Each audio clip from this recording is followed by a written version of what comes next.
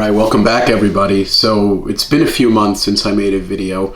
I mean, I only made 2 to begin with, but now that the holidays have passed, and I hope everybody had enjoyable ones, why not? Why not start this back up? I feel like the past few months at work have been just overwhelming. Every time I get some free time, which is, I come home, put my little kids to bed with my wife, and then, maybe sometimes I go out and smoke a cigar. And if anyone's interested in that, I have a Monte Cristo number 2 that's about to get smoked this afternoon. But, I kind of neglected this, and I didn't want to. And I think this is a good outlet for all of us, whether you're creating videos or watching.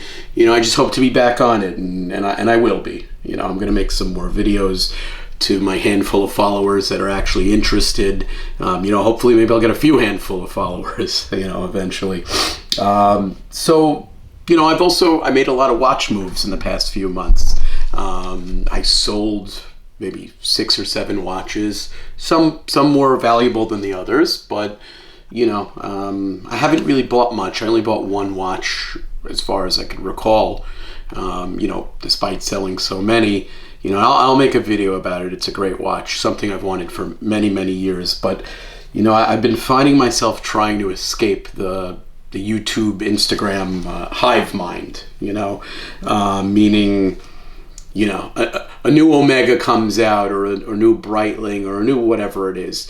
You got 15 or 20 videos that come out simultaneously from all the usual suspects. And there's nothing wrong with that. I mean, look, everybody's got to make a living. But, I feel like, I'm a fairly intelligent dude.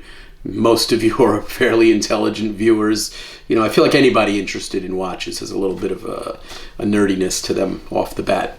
But, I'm like, sort of like I feel like a refugee, like I've been following all these people and watching all these videos. I've, bought watches based on that. It's easy to get influenced, and I feel like, especially today's video, the topic, I feel like it's so important to get out of that mindset and to start, branching out to things, you really like, and, just not to follow whatever, someone's, making a video about. And that goes for me too. I mean, obviously I don't have a following, but everything that any YouTuber or Instagram or anyone else says, podcast or whatever, you should take it with a grain of salt.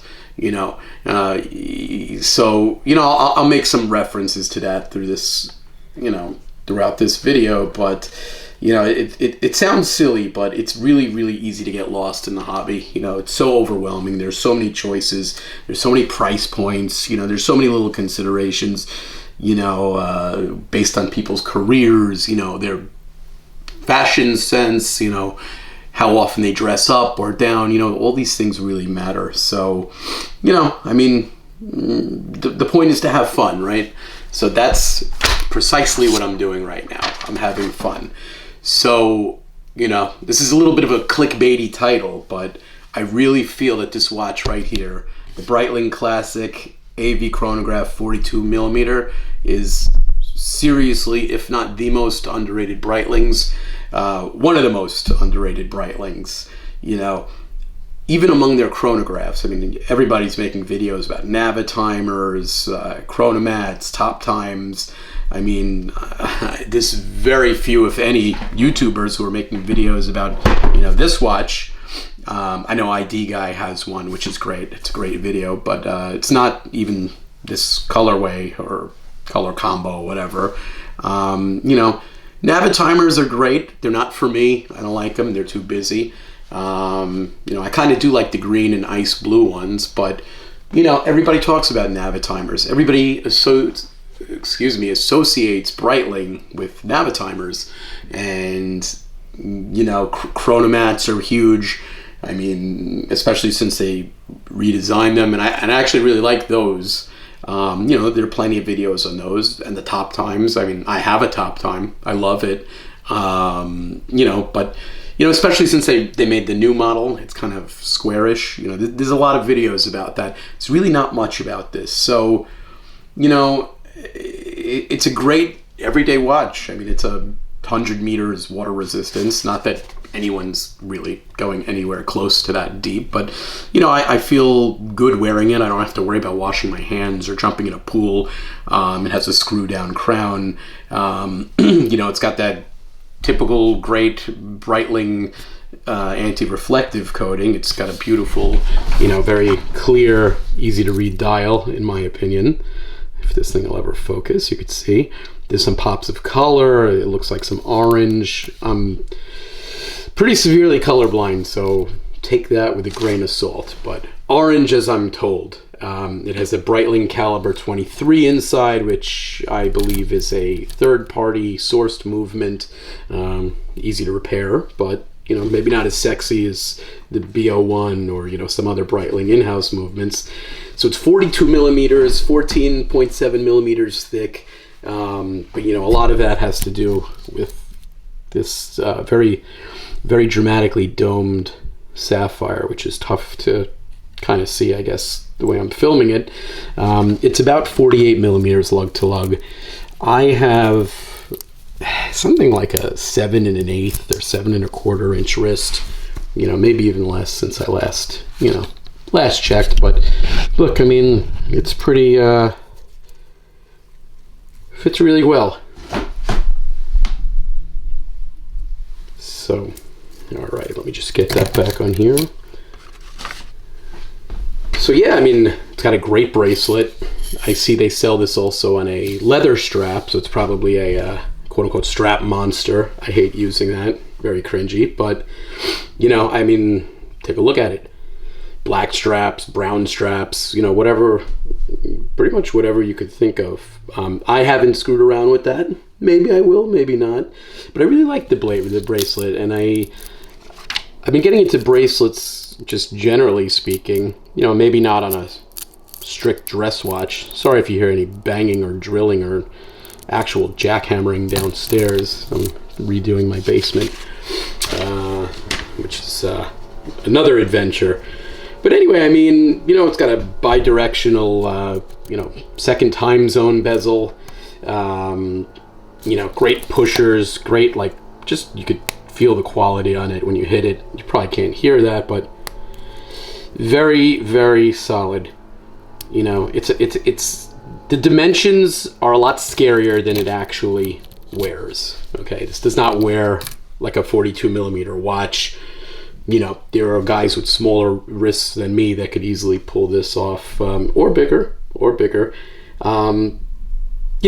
This is just a great day-to-day watch.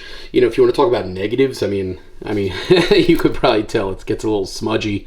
It's very, very polished in many ways. So the side of the case is brushed, but, you've got a very high gloss sort of bezel over here and, crystal. And the links, you could tell from the center two links, you can see I scratched this to pieces over here. It's very shiny, so it gets smudgy. It shows some scratches, but you know what? I mean, when you wear a watch, it gets scratched. You can't really notice it from, when you're wearing it on the wrist. Now, maybe another negative, it's got a very matte sort of black dial. But you know what? There's so much else going on this dial that it's just, who cares? It's pretty cool, though. You got nice little loomed numbers. I could probably... it's maybe a little too bright in here, but maybe I could kind of show that off a little bit. Nah, you can't really see that, but it's not that strong, but it's definitely cool. You definitely notice it sometimes, when it's maybe a low light during the day situation or at night. So yeah, I mean, I really love this watch. This is a really, really good watch, a really good daily watch. It's a watch you could get on sale frequently. I got a very good price on this. I think the MSRP is somewhere in the 6,000 range or something like that, like pretty much everything else nowadays. But, they definitely go on sale. So, I mean, my overall, wearing marks, I love it. It's very wearable, especially for an automatic chronograph. Feels tough. Like I said, it scratches, but it still looks good. Now, the part that may be a little more controversial than the rest of the things I said about this watch is the fact that this beat out my Omega. as far as staying in my collection. So I made a video a few months ago about an Omega, first Omega in space that I had. It was the first edition, not that fancy blue-gray, whatever, that came out a couple of years ago, which is really nice. Really, really great in person. But I had just a standard first Omega in space. It was a numbered edition, but it pretty much looked like every other Speedmaster, except the case is a little different, didn't have the crown guards. It's one of those pre-moon watches, or non-moon watches, I should say. But I think this beats that watch out in every way for me. And, just thinking about it, the only reason that I was holding on to that Omega, and this is not a knock against Omegas or Speedmasters or anything like that, but, I certainly... I felt like I held on to that watch just because it's a Speedmaster, and the whole thing about, a watch collector has to have a Speedmaster would stick out in my mind. And, and I'm like, oh no, why? I can't sell this. I'm supposed to have this watch, but no, you're not. No one's supposed to have anything. I found this to be a better wearing watch. I found it to be a more durable watch. Frankly, I know this is, very low on a lot of watch collectors' totem poles, but I think this is a more premium looking watch. It's a more expensive looking watch.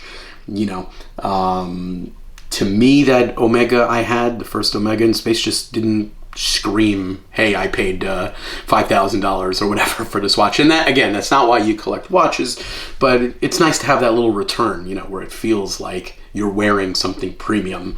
Not just that there's some random story about some dude who wore it in space, 70 years ago, and it has no bearing on your life whatsoever. Again, not a knock against Speedmasters. I actually really like the white dial one, and hope to pick that up soon. But, just the one I had just didn't do it for me. I feel like this is a better finished watch. I think it's just better in every way, and a more personal thing. I mean, I like that this is an automatic, and it's not too thick, so it's really not much thicker. It may not even be thicker at all than the first Omega in space. That's a pretty thick boy too, but that's a manual wind. It just wasn't as convenient, for lack of a better word, on a day-to-day basis. I think this really is an underrated watch, and I hope more people start noticing it. I think it's even still in production, so that's always something that gives some people some sense of reliability, I guess. It's still being made. It's still out there. It's not some old random watch it's going to break down and you can't get parts for or anything like that. So, I strongly recommend this. I did think of selling this watch too. You could sense a pattern in me. I'm a little bit of a flipper, but not in the, trying to make a profit off everything kind of way. More like, I have some watches that I won't sell, but the rest I will, because I enjoy the hobby. I like wearing new things. I'm not a multi-billionaire. I can't just go out and buy whatever watch I feel like buying on a whim. I have kids, a wife, a house. I have expenses. So, when I when I have a chance to pick something up and sell some other pieces to make room, why not? Also, it's not even a money thing. It's, I felt like that Omega was better off on someone else's wrist, or on a wrist to begin with. I don't like the idea of going and seeing, however many watches I have and having to decide, it's like analysis paralysis. Like when you go to Cheesecake Factory, you want lunch or something, someone makes you go to Cheesecake Factory, and then you see there's like 8,000 things on the menu. It's ridiculous. I like to be a little more focused. I like to have things thought out for me in advance if I can. So to me, having watches like this, which I consider one of my 2 or 3 daily wear watches, it's a really good thing. I don't need 100 different watches that sort of serve the same purpose. So to me, there's 2 black chronographs. I mean, it's not to say I'm not going to get another black chronograph. I've looked at the Breitling Type 21. I've looked at some other pieces that may. I mean, like I said, also there's other Speedmasters I'm even interested in, but I'm not going to hold on to watches just for the sake of doing it. And the fact that I am willing to sell watches on a whim.